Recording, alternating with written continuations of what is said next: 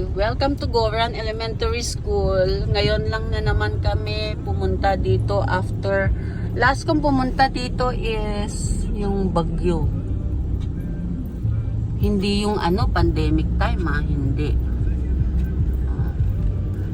Neng ikay ako agirit tali masitam eskwela sa ko ay nagkakatatun.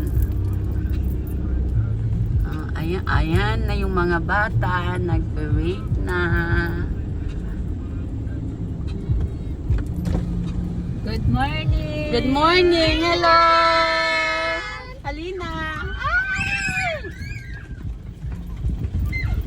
Makasya kaya yata dito kasi pumapasok yung sasakyan namin dito. Goran Elementary School. Aba, gumanda na din ang school nila. Among pag mabaha ito, buong yan, hanggang bubong.